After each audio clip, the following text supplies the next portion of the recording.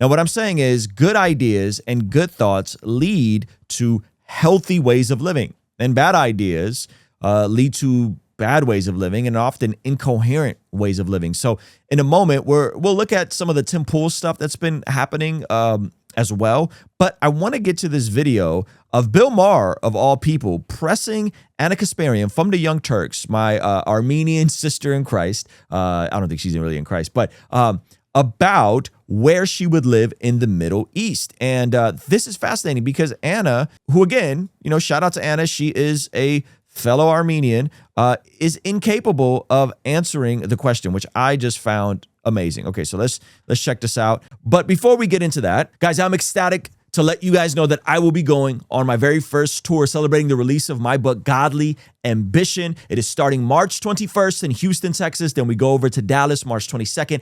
After that, we will be in Chicago and Pittsburgh on April 10th and 11th. And then we're heading over to Washington, D.C. and the New York City area, April 25th and 26th. Then a Los Angeles show, May 9th. And then we'll be in Clearwater, Florida, the Tampa, Florida area, May 15th, and Atlanta, May 16th. So go to RuslanKD.com or hit the pinned comment to get your tickets to the Godly Ambition Tour. It's going to be an amazing time. I'll be doing a talk, sharing some new music, and doing a live podcast just like this in front of you guys, answering your questions. Okay, so be sure to go to RuslanKD.com, hit the link in the pinned comment, buy your tickets now. Okay, let's jump back into this. If you had to live in the Middle East, so tomorrow, Anna, you got to go live in the Middle East, where would you live?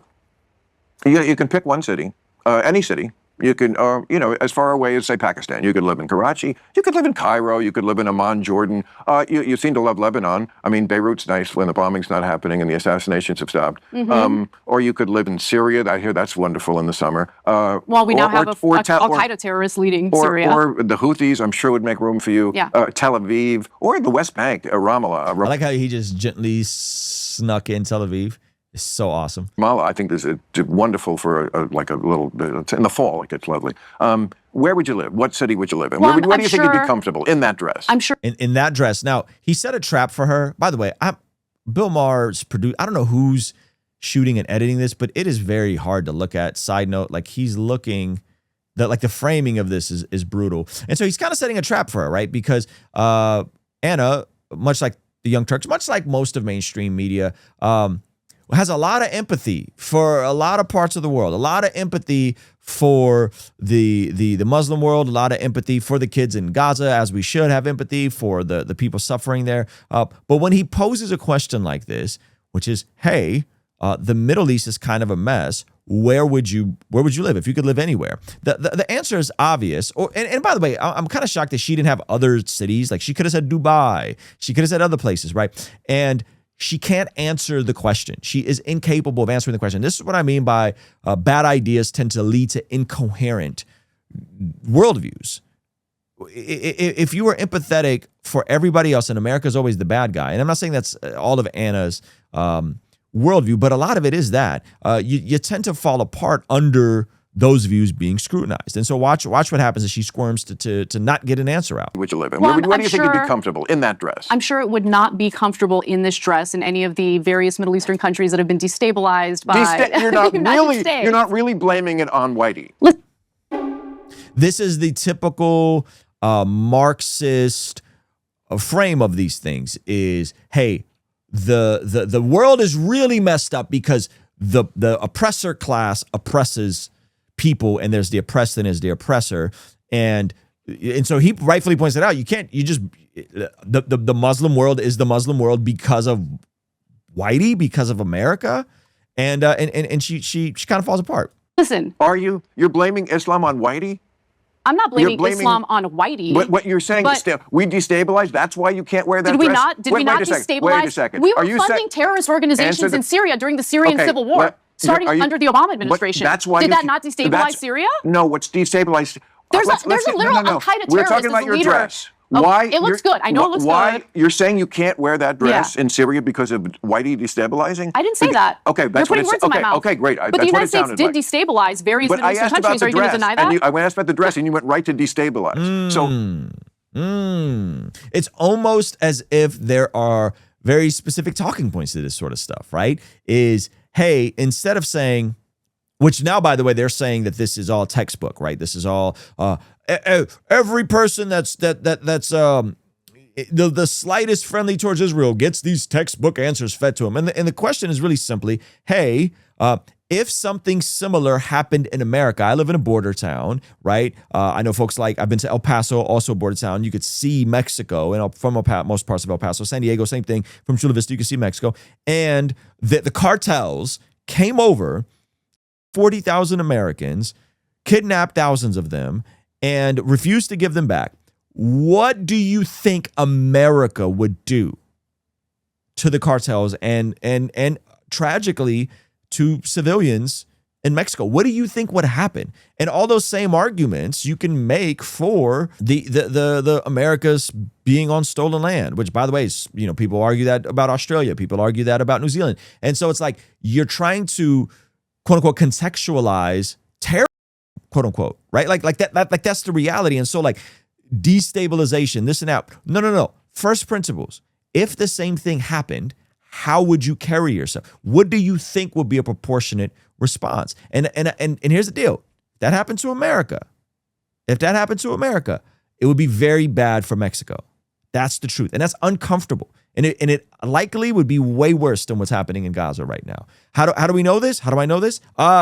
Because of what we saw happen in Afghanistan and Iraq, which was awful. We went over there and wiped out a lot of people, right? And terrible things. So it's just so fascinating that people will hold a moral high ground position with people, in my opinion, that they're doing their best. Now, again, if you want to get into the definitions of the word genocide and all that sort of stuff, Elephants in Room has done a great job on this. Maybe we'll link this below. Video number 1 is Gaza being starved out by the IDF, and they just go over the facts and how the humanitarian aid has been weaponized by Hamas.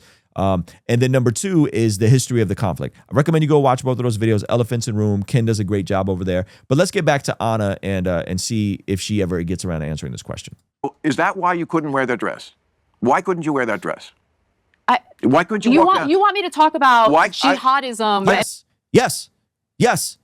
We want you to talk about jihadism. Yes, because the narrative right now is that Israel is the greatest existential threat to America, and there's going to be boots on the ground in Iran, and they're manipulating us, right? Which, by the way, Trump crashed out on Benjamin Netanyahu, made him apologize to Qatar. And so it's like, oh, well, Israel, and they spent $50 million during the 2024 campaign in APEC and all this. And it's like, bro, have you looked at the money that Qatar spends on American universities? Have you looked at the money Qatar has spent lobbying in the United States? It's substantially more than APEC, substantially more than anything Israel has spent in any election when it comes to, we're talking about billions of dollars that Qatar has consistently poured into American universities, which is why a lot of this Marxist brain rot is so rampant, and also into American politics, trying to lobby.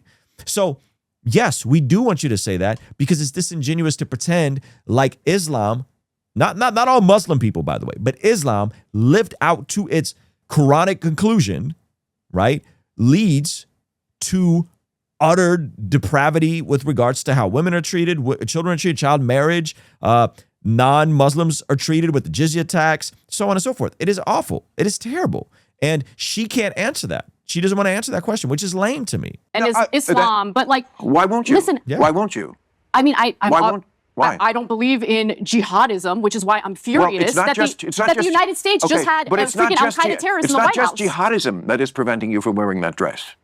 Are you saying every Muslim is a jihad? I don't think they are. Bill. Okay, why can't you wear that dress? Let's focus for a second. No, you won't answer this question. So it's interesting how people have such strong opinions about mistakes being made in Israel, and I do think there's some stuff that they could do better in Gaza. At the very least, with cleaning that up, and thankfully there's been a ceasefire signed, and all props to Trump, but even that's not good enough.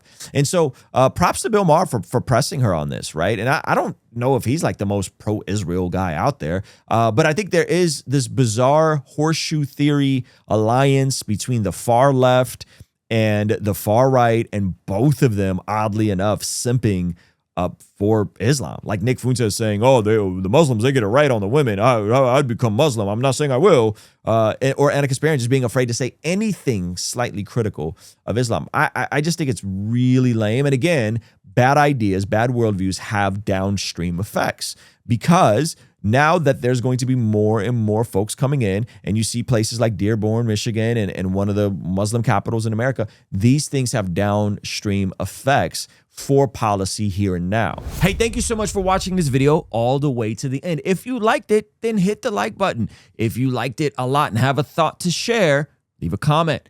If you are listening to this on the podcast app, make sure to leave a review, and you could even leave a comment over there. And if you want to watch another video that is recommended just for you, hit this video over here. Let me know if they nailed it. Also, you can partner with us monthly, which helps us out a lot in our monthly community. Get access to early drops and all that kind of good stuff over here. All right, I'll see you over there. Peace.